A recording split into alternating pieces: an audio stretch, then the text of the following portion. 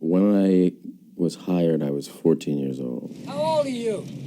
17. While we were shooting, I had my 15th and my 16th birthdays. When the film was released in August of '79, I had just celebrated my 17th birthday. He said Vietnam was the best thing they could have done for my ass. We were a very tight team. We ran that boat, and that was our life support. And we all relied on one another very much, and we worked off of each other. We got to be family even in rehearsal. The way Francis cast the movie, he really had people come in and improvise scenes.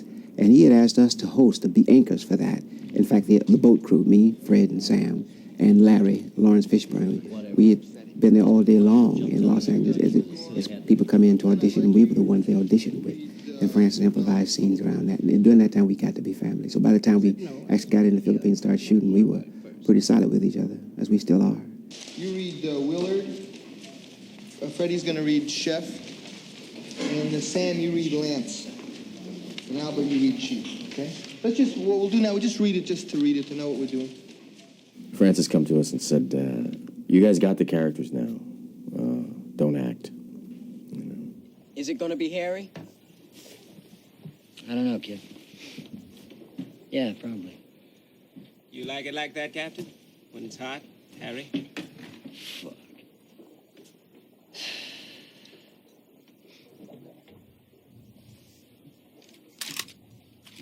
Francis was the first director that I'd ever met who kept asking for more. I'd never had that challenge before, and I liked it. We weren't acting, we were just living. We had those characters down. I didn't get on the goddamn 8th grade for this kind of shit! We got to grow with the characters and our relationships, and I mean, there was so much love and respect on that film that I've never experienced like that. A lot of people ask me, what happened to where's the dog? I'll run into people on the street, where's the dog? Where'd the dog go? What I tell them is, I say, well, Lance becomes the dog, and in a way he does. Where's the dog? Lance never speaks again in the picture. He's there. You feel his presence, but he's just sort of surfing through it all. You know, these are all things I think that add to the film. They add to the depth of it, and they add to, you know, the political aspect of the film. There's also a history lesson about why America was involved in the Vietnam War. And the burial, for example, is a real tribute to the youth of America, or at least in the way that Francis explained it to me all those years ago. Clean's funeral, Albert Hall is incredible in it. You got to see another side to him. You saw the dignity of that character that he expressed so well.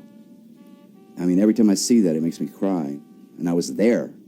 You know, here we were, me, in this case, me and Larry, both black.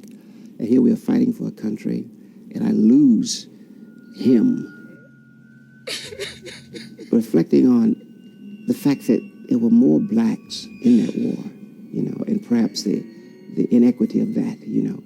And that was very good juice and substance to use emotionally right there. It's more than just like a little movie I made, you know. It is a very big movie that a lot of people made. It also happens to be, you know, the most significant experience of my adolescent life.